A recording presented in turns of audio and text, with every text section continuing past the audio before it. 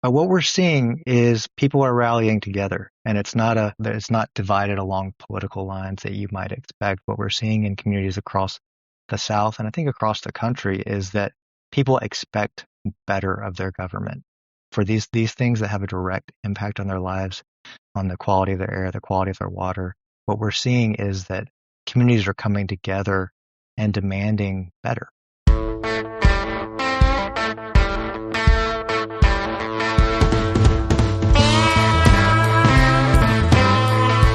Hey there, I'm Jesse Fox Mayshark, and this is Headlights, Voices from the Progressive South. Headlights is a production of the Progressive South, a nonprofit media platform dedicated to amplifying progressive voices and values across the southern United States. Voices like Geoff Gisler, program director at the Southern Environmental Law Center, a crucial organization that has long fought for environmental protections across our region. Gisler's on the front lines of the SELC's legal battles against the Trump administration's rollbacks of clean air and water regulations. That conversation is coming up shortly. And later in our arts and culture segment, we'll dig into the current pop country smash hit Choosin Texas. What does it mean? But first, our news roundup. As always, you can find links to the original sources in the show notes. This week, a small, if murky, victory in the fight to tell real history in Mississippi. Florida ramps up its climate change denial. And to start out, some more detail about that FBI raid on 2020 election ballots in Georgia. As we discussed a few weeks ago, on January 28th, FBI agents, accompanied by National Intelligence Director Tulsi Gabbard, showed up at the Fulton County Court Clerk's office with a warrant to seize hundreds of boxes of archived ballots from the 2020 election. The raid alarmed local and national advocates for democracy and voter rights, as well as Democratic Party officials, all of whom assumed it was driven by President Donald Trump's ongoing lies about the 2020 election, which he continues to falsely claim he won. Last week, after a federal judge ordered it, Trump's Justice Department released the affidavit that was filed to obtain the warrant that led to the raid.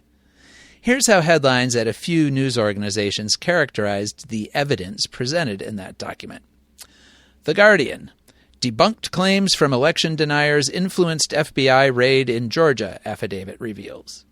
The New York Times: how an FBI affidavit to seize ballots relied on debunked election claims. The Georgia Recorder: FBI raid in Fulton County relied on previously investigated 2020 election claims. You get the picture. The 23-page affidavit recycles a number of claims that were made about Georgia ballots during Trump's efforts to overturn the 2020 election, which were already investigated and dismissed by a number of state and federal agencies. It also quotes from a number of dubious sources. For example, a serial election denier named Clay Parrick, who the affidavit identifies as an expert in voting machine testing and performance. It quotes him making various allegations about the security of the 2020 Fulton County ballots.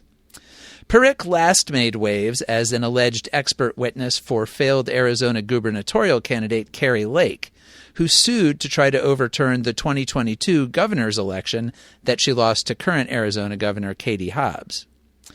Parrick is also identified in the affidavit as currently serving as a special government employee with a 130-day appointment in the executive branch, meaning he now works directly for Trump. In a bizarre interview with the online outlet Talking Points Memo, he declined to specify exactly what he's working on, but he did offer a 2-hour rant about a, quote, demonic cabal that has undermined American elections. And speaking of that Kari Lake case in Arizona, which was dismissed by every level of the state's courts, Lake's attorney was a guy named Kurt Olson. Olson was also part of Trump's legal team in 2020 that brought multiple court challenges attempting to overturn the election. And he has now also been brought into the White House as Trump's director of, quote, election security and integrity. According to the affidavit, it was Olson who made the initial referral to the FBI that eventually led to the warrant application and last month's raid. Olson is not highly regarded by actual proponents of election integrity. Christine Sun of the nonprofit States United Democracy Center, which works with state election officials across the country, told the New York Times, quote, Kurt Olson has a history of abusing his law license to spread lies about our elections. Now he's using his role in the administration and the power of the federal government to take actions fueled by those same lies. It's part of a multi-pronged approach that threatens state power over our elections," unquote. So this is where the warrant came from that led to the unprecedented seizure of hundreds of thousands of Fulton County ballots. We still don't know, of course, exactly what this crew of election deniers plans to do with those ballots, but let's say their track record is hardly reassuring. Brad Raffensperger, a Republican and Georgia's former Secretary of State, who famously stood up to Trump's pressure to find more votes for him after the 2020 election, issued a statement reiterating the integrity of the state's election systems. He's currently a Republican candidate for Georgia governor. Raffensperger said, quote, "As Secretary of State, I've made Georgia the safest and most secure place to vote. Instead of wasting time and tax dollars trying to change the past with baseless and repackaged claims, let's focus our efforts on building a safer, more affordable future for all hardworking Georgians." An interesting dust-up in Jackson, Mississippi last week illuminated how fraught the presentation of basic facts about U.S. history has become, especially when those facts highlight ugly racial episodes. The home of Medgar and Myrlie Evers in Jackson has been a designated national monument since 2020. The house itself is modest and unremarkable except for its history. The single-story rancher was built in 1956 as part of the first subdivision in Jackson marketed to middle-class black families. The Everses were its first owners and lived there from 1956 until 1963, when Medgar Evers, a civil rights organizer and the first Mississippi Field Secretary for the NAACP, was assassinated in the driveway of the house by Ku Klux Klan member Byron de la Beckwith. The murder sparked outrage and provided more fuel for the growing civil rights movement, but all-white juries refused to convict de la Beckwith in 2 consecutive trials. At his second trial, Mississippi Governor Ross Barnett, a segregationist Democrat, appeared and shook hands with de la Beckwith in the courtroom. Myrlie Evers moved to California but kept the house in Jackson as a rental property. She remained committed to civil rights and eventually became national chair of the NAACP. She also remained committed to justice for her husband's murder and did everything she could to keep the case alive. Over the decades, investigations produced evidence that the earlier trials were tainted, which led to a new trial of de la Beckwith in 1994. He was finally convicted of the killing and died in prison in 2001 at the age of 80. In the meantime, Myrlie Evers Williams, the name she was known by after she remarried, donated the house in 1993 to Tougaloo College, a historically black school in Jackson. The college invested in renovating the house and restoring it to its appearance at the time of Medgar Evers' death. It was designated a National Historic Landmark in 2017 and became a national monument in 2020 when the National Park Service acquired it. It's now a museum dedicated to the Everses and the history of the civil rights movement in Mississippi. It is staffed and open to the public, and each person who visits is typically given an information brochure. But on February 5th, Mississippi Today reporter Jerry Mitchell wrote that the brochures had been removed. He reported that unnamed Park Service officials told him the brochure was going to be updated and edited, including the removal of 2 details. It would no longer use the word racist to refer to de la Beckwith, and would minimize the description of Evers's bloodstain in the driveway. It appeared to be the latest of many revisions made to information at national parks and monuments, as officials attempt to abide by Trump's executive orders barring anything related to diversity, equity, and inclusion, which in practice seems to mean discussing racism, sexism, and other kinds of discrimination. Mitchell's story was widely circulated, and he reported that within a few hours of its publication, the brochures had been returned to their display and were again being given to visitors. The monument's superintendent, Keena Graham, gave an interview to the Mississippi Free Press disputing the original Mississippi Today report, saying the brochures were never ordered to be removed. But Mitchell said that contradicted what he was told by other parks officials. For what it's worth, Jerry Mitchell has a lot of credibility as both a reporter and a defender of Evers's legacy. He wrote investigative articles in the 1980s and 90s that dug into crimes of the civil rights era and helped lead to the prosecutions of many members of the Klan, including Byron de la Beckwith. In any case, parks officials did confirm to the Mississippi Free Press that the brochures are scheduled for freshening up.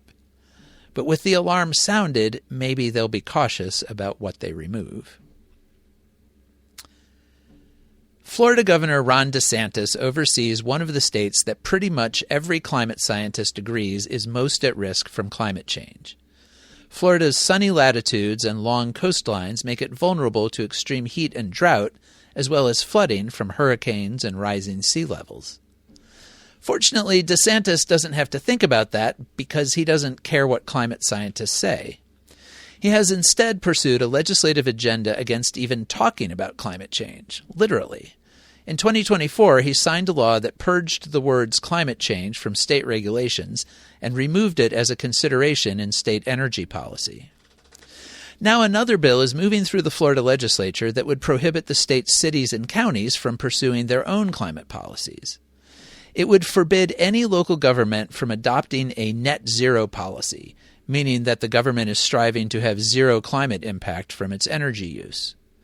According to the Florida Phoenix, at least 14 local governments have committed themselves to using 100% renewable energy for their government operations. They include Tallahassee, Gainesville, Orlando, and Tampa. In addition, Miami-Dade and 3 surrounding counties formed the Southeast Florida Climate Change Compact in 2009 to work together to reduce carbon emissions. They've set a goal of net zero emissions by 2050. Republicans pushing the bill argue that such policies make the cost of living higher for residents, although they offer no evidence for that, and many of those governments have pushed for greater energy efficiency as part of emissions reduction, which actually saves them money. The bill passed out of a Florida House subcommittee on a party-line vote last Thursday, with only Republicans supporting it. As it happens, that was the same day the Trump administration's Environmental Protection Agency repealed its endangerment finding that carbon emissions pose a threat to human health. So the federal government will no longer be able to enforce climate regulations either.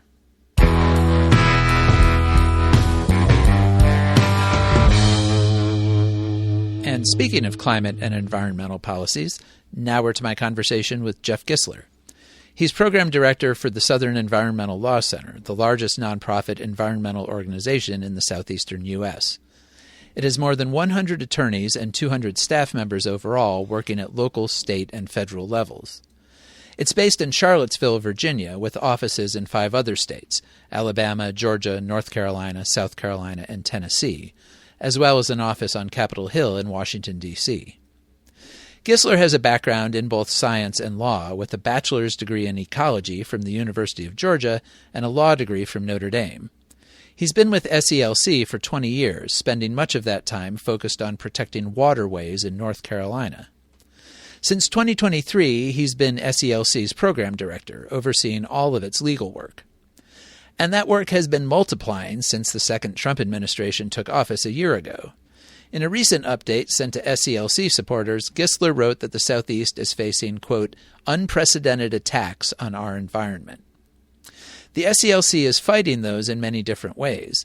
Most recently, at the end of January, it filed a lawsuit against Trump's Environmental Protection Agency for granting exemptions to 40 industrial facilities, allowing them to continue emitting the carcinogenic gas ethylene oxide.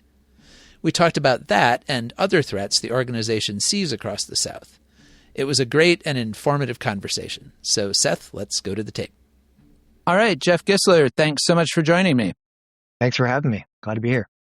To start off, I was hoping you could just kind of give us an introduction to the Southern Environmental Law Center. I feel like a lot of people are probably familiar with it. I think you're maybe marking your 40th year this year, but what all do you do? That's right. We'll turn 40 this fall, so I'm glad to be here. Thanks for having me. So SELC is an environmental organization focused on the South. We strive to protect communities in our region and their access to clean air, clean water, and a livable climate. We also do a lot of work trying to protect the places that we love that make the South special. You know, those places where we like to explore and go out and see wild places. So we have programs that cover the whole suite of environmental issues. And the thing that makes us a little bit different is we are primarily attorneys. So we have about 130 attorneys and policy experts. We work in 6 states from Virginia down around through Alabama and Tennessee. And we have an office in DC. So we do a lot of litigation. We do other legal advocacy. We do a bit of lobbying. And we do it from the local levels. We may show up at a county government, and we also do it in the halls of the federal government. And in big picture terms, are there issues that are specific to the South and to the areas that you all cover?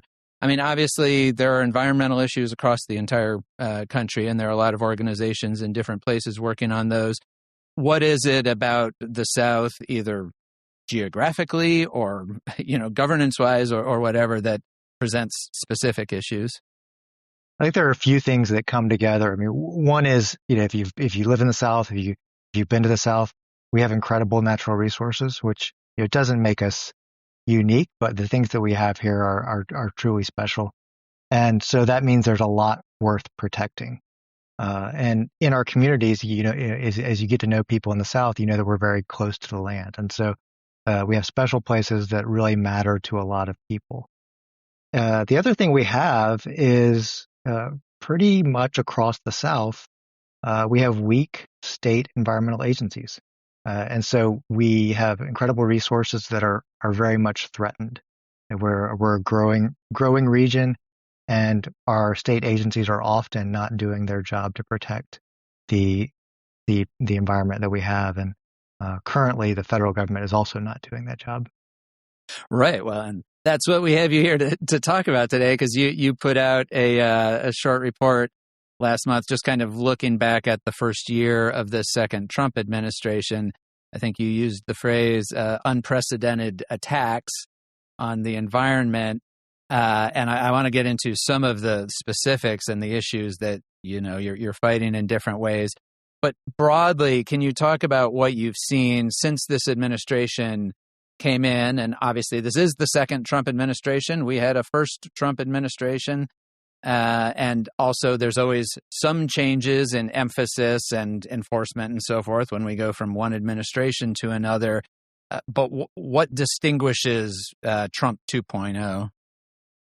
So we did have the first Trump administration, and we saw some very bad environmental actions then. But it really was, we do see the pendulum swing back and forth. We have more progressive administrations who are looking to protect the environment. We have other administrations that don't value it. And here, if you think of that as a pendulum swinging back and forth, part of what's happened here is that they've just thrown the pendulum off the table. And so what we're seeing is not only, we're still seeing some of that same deregulatory effort, but what we're seeing here, particularly in the environmental world, is an environmental protection agency that has abandoned that mission. They have taken, from the beginning, they stated that their job was to promote artificial intelligence and jobs. And that's not their role. That's not what they are there to do. And that's not what the people of this region and this country need them to do. And so what we're seeing is not a difference in degree of environmental protection, but we're seeing a difference in kind, and where this administration is simply abandoning the very principle that the environment should be protected. Right. The protection part just has kind of gone out the window, in other words. That's right. We're seeing a major stepping away and an abandonment of that goal. So what does that look like from the specific perspective of the South and the states that you all are active in? Sure. I can give you a couple examples. One that's very close to my heart because I've done a lot of work on it, and also because it affects some of the rivers that are just near my house in North Carolina. And that is with PFAS pollution. So PFAS are sometimes called forever chemicals. They really have become well known over the last 8 to 10 years across the country. And they're chemicals that I think really represent where we are as a society. Our environmental laws have been so good that we've forgotten that we need them in some instances. And PFAS are a perfect example because you can't see them, you can't smell them, but they are in water bodies across the country. They are in our drinking water. They're in for most people in the country, they're in our blood. And they're chemicals that are toxic at very, very low levels. The Biden administration recognized this, and for the first time ever, they put in drinking water standards that require drinking water utilities to take PFAS out of their drinking water if they found it before it goes out into people's taps. They also set in motion several guidance documents under the Clean Water Act that really instructed agencies how to use their permitting authority to keep these chemicals out of our streams and rivers entirely, which is where we think the real burden should be. If companies are going to use these chemicals, if they're going to make them, they ought to stop them at the source, because that way you can control the problem with less investment and keep it from getting in our water, getting in our fish, and affecting people. What we've seen in this administration is, despite they put Robert Kennedy Jr. in at Department of Health and Homeland Security with this Make America Healthy Again movement. At EPA, they put American Chemistry Council lobbyists in charge of the decision making. And so what we're seeing is repealing some of these steps that were taken by the Biden administration on PFAS and other chemicals. And so people's water is going to be more contaminated. We're going to see fewer protections. And right now, Congress is talking about pushing through changes to the Toxic Substances Control Act that would allow chemicals to come onto the market more easily and be less regulated. And so that is one of the big ways that we're seeing the administration really pull back from the steps that have been made in the last few years in keeping our drinking water clean. And is that one that you are fighting one way or another? Is there an avenue through the courts or some other way? We are. So we're continuing our work at the state and local level. Many of our federal laws are implemented through the states, and so we're continuing to push to have states effectively regulate their polluters. We're also taking many polluters to court. So the Clean Water Act allows regular citizens to step into the shoes of the federal government when the federal government's not doing its job.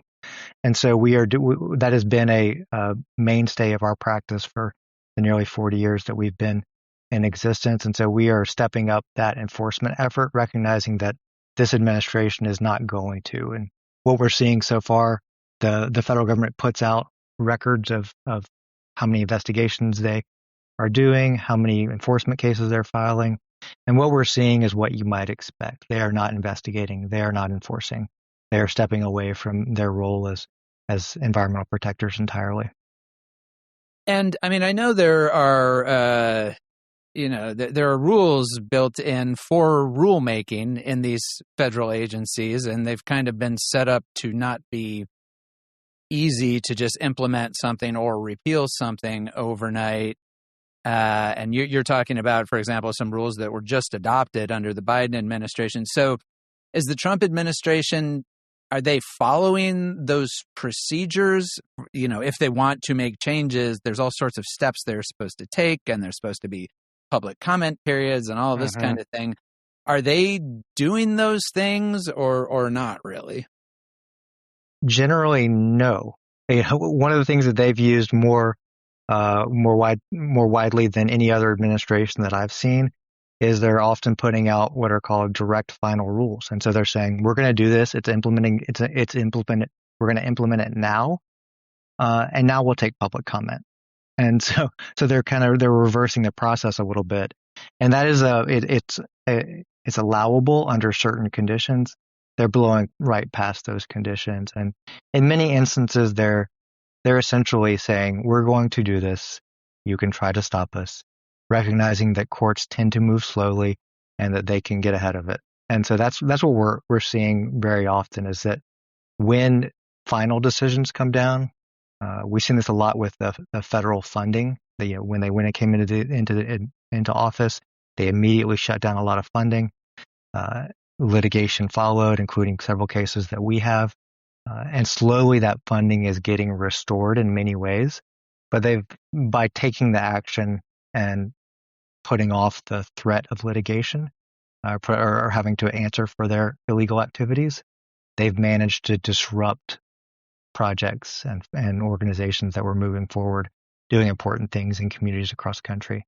And so they are betting on the fact that litigation can take a while. And how are corporate entities responding to this? The polluters, are they kind of taking these signals from the EPA and saying, "Great, we're just going to ignore all of that"? Well, we are seeing some of that, and I think one place you're seeing it is with the proliferation of data center proposals. We're seeing them throughout the South. The administration is fully behind data center build out, and what we're seeing is a lot of speculative investment. We're seeing companies come in and really just try to shove projects through before the public has a chance to weigh in, raise their concerns. There's very little disclosure of air and water impacts. And what we're seeing is that those are happening throughout the South, of companies coming in and just trying to force projects through. We saw a project here in North Carolina where a company just opened a mine and said, "We're not getting a permit. We don't have to because the Trump administration is now in charge." And the state of North Carolina fined them every day, and they still kept going. Now that project continues to be a major source of pollution into the Noachucky River out on the border of North Carolina and Tennessee. So we are seeing these projects that are companies just saying, "Well, we can just go forward." And I know that here in Tennessee and in Memphis with the big XAI data center that Elon Musk is building, he just kind of threw up all these gas turbines to such a degree that even Trump's EPA mildly reprimanded him for not following things. But I mean, that's the kind of thing that's just happening all over, right? That's right. So the Elon Musk's company XAI wanted to build a data center in South Memphis and just decided that they couldn't get plugged into the grid fast enough, so they installed a lot of dirty gas-powered generators in a community that already has significant air pollution problems. And we got involved, we investigated it, we've filed a suit against them. But it's some basic things like they were asserting that they were only using some of the turbines. So we went up in an airplane and took some thermal images to show that they were actually using all of the turbines. And so some of that basic investigatory operation that the government normally runs, we're just not seeing it now.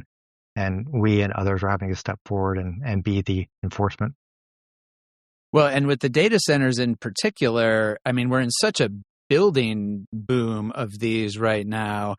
If you think about, like, let's say in 3 more years, there is a more environmentally conscious administration coming in, but a lot of these places are already going to be up and running and consuming tremendous amounts of power by that point, right?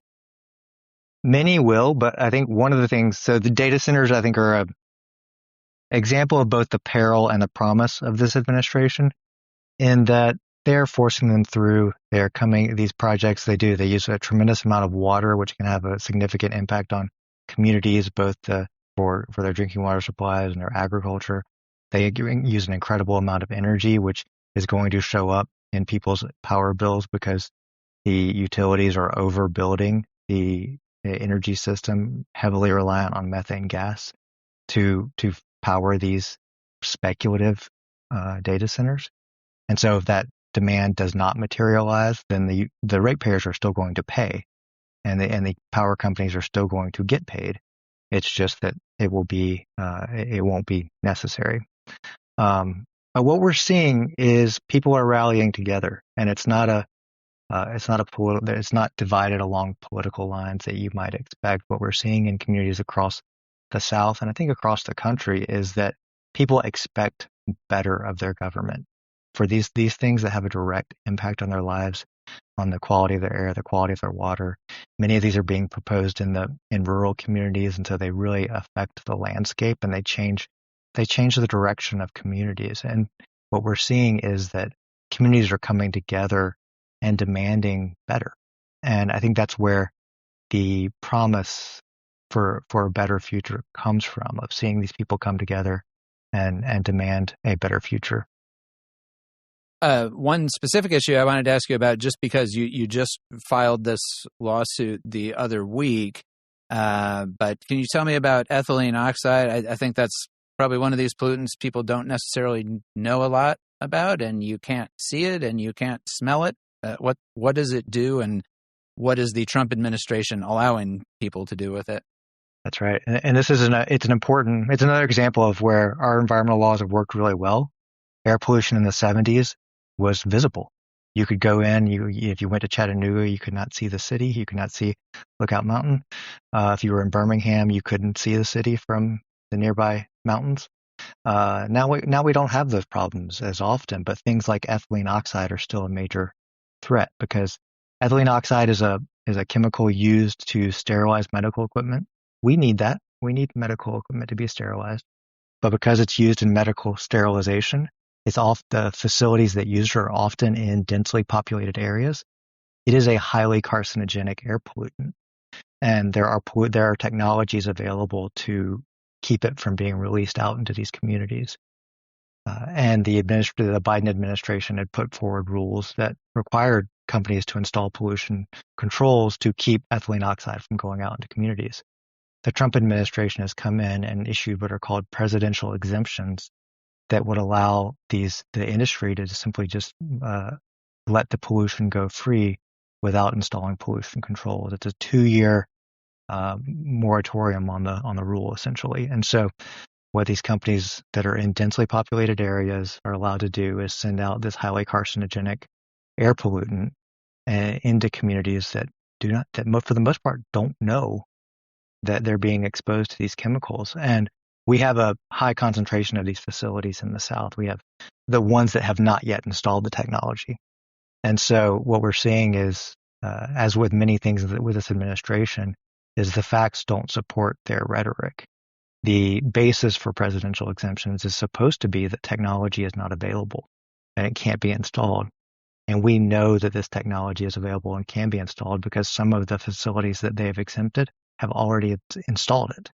So what they're saying is essentially, you just don't have to flip on the switch. We're going to allow you to put this cancer-causing air pollution out into the public simply because it's easier.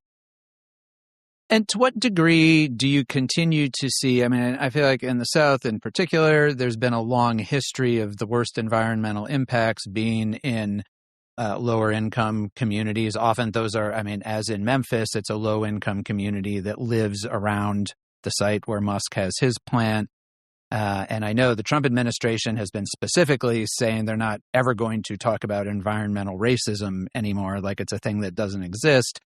But more broadly, beyond just the racial impact, I mean, is that still true in the South, that the people, when there is pollution being emitted, that it is often lower income communities that suffer the most? It is still true. And, what we have seen over the decades is that often, from housing policies back in the 60s, that people of color were forced into lower value land. And so now when people look around and say, well, where should we put a highway? Where should we put a heavy polluting industry? They look at the land that people were forced into, and these are often Black and brown communities. And one example of that is a few years ago, there was an oil pipeline proposed through Memphis and through a community called Boxtown. And one of the sponsors actually said that they picked it because it was the path of least resistance. And so sometimes these communities are intentionally targeted, but many times it's that their land value has been depressed because of practices and laws from our past that make it cheaper and easier to build polluting facilities in these areas. And if you don't have things like EPA's disparate impact regulations that say, regardless of the intent, if the effect of a practice is to disproportionately burden a specific community, that matters too. And we shouldn't be doing that, whether our actions are intentionally discriminating against people or unintentionally discriminating against people, that just shouldn't happen in this country. And those are the specific regulations that the EPA and this administration are looking to wipe out. And worth mentioning that there actually was resistance there in Boxtown, and they did, in fact, block that pipeline, right? And now they're the ones who are having to deal with Elon Musk's data center.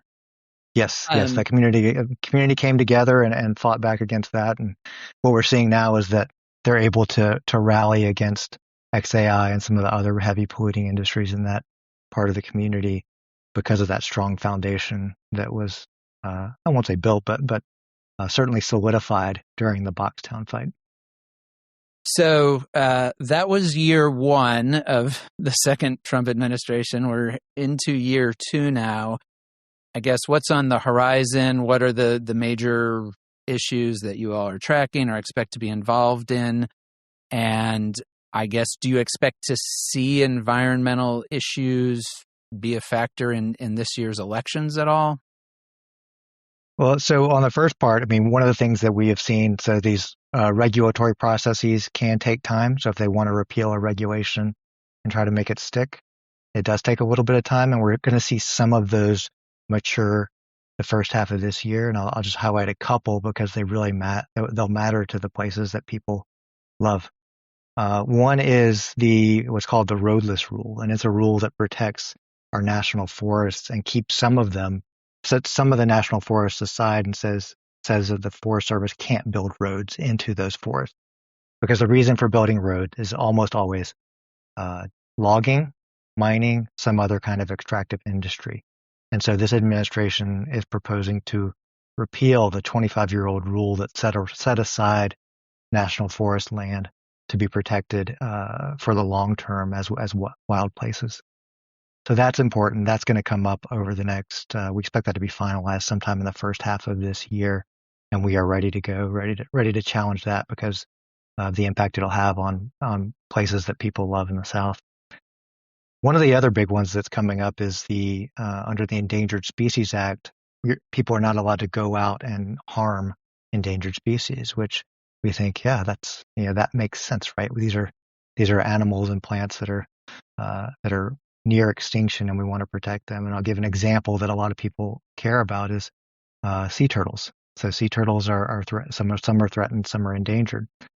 What the law has always meant is that you can't harm an animal's habitat. So sea turtles obviously come up on the beach to nest, and so what the Endangered Species Act has reflected is that you have to protect the beach, not only the water. And what this administration is proposing to do is to repeal those protections and say, yeah, you could destroy the beach, you could destroy their nest as long as you don't actually harm the turtle itself. You could build a seawall so that nesting just doesn't happen. That is something that we will see. If that goes forward, we will see more and more beaches in the South, especially as sea level rises and erosion becomes a bigger issue. We will see more seawalls on our oceanfront that both prevent turtles from nesting and drive them closer to extinction, and prevent people from accessing and using the beach. And so those are a couple of the things that are coming up. I do think, because what we're seeing is a level of engagement around environmental issues that hasn't always happened. I think as we go forward in the year, that will be important to elected officials and people running for office.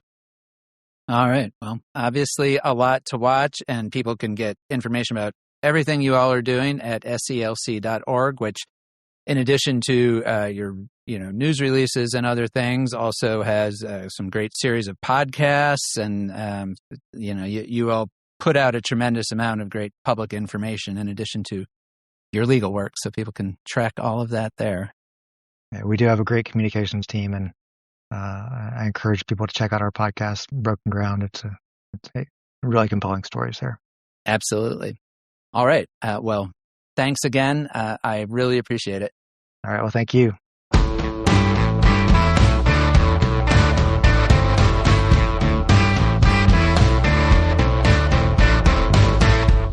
America is Choosin Texas, or choosing a song called Choosin Texas, anyway.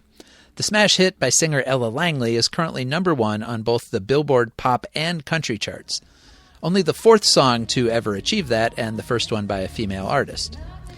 Here's a little bit of it from a live performance at the Ryman Auditorium in Nashville.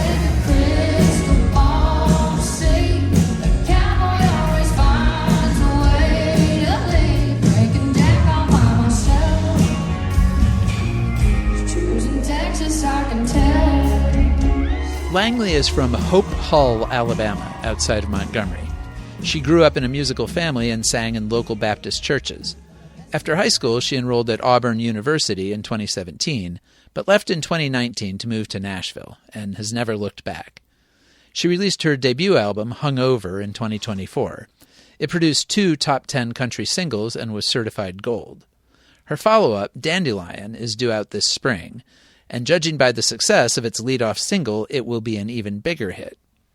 Choosin Texas is an interesting song to make such a huge impact. Although its title sounds affirmative, its lilting melody and sad lyrics tell a different story.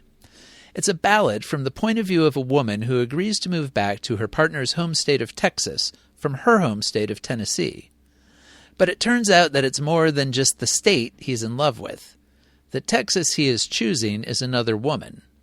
Langley laments, "I put him right back in her arms."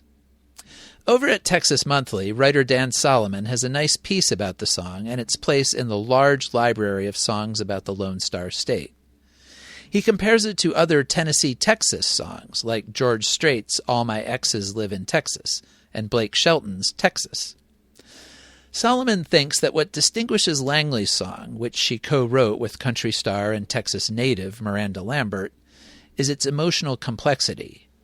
He writes, quote, "Langley has rendered a specific, precise emotion in her song, and she has applied it to this state in a manner that's equal parts inventive, surprising, and affecting. She's given us, even with the conventional imagery, a perspective on Texas that we haven't really seen or heard before. Choosin Texas presents its subject not as good or bad, but as complicated, something we constantly have to work out our feelings about in real time." Unquote. The whole essay is good and is linked in the show notes. And you can find the song on streaming services or just turn on the radio. Ella Langley's album Dandelion will be released April 10th.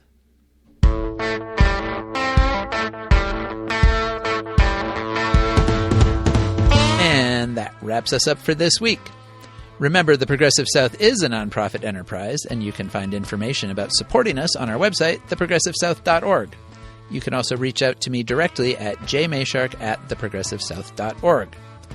Thanks to our friends in Bark for our theme music, and to Lord Seth the Libertarian for his production work at Barbarian Productions. And thanks to you for choosing us. Talk to you next week.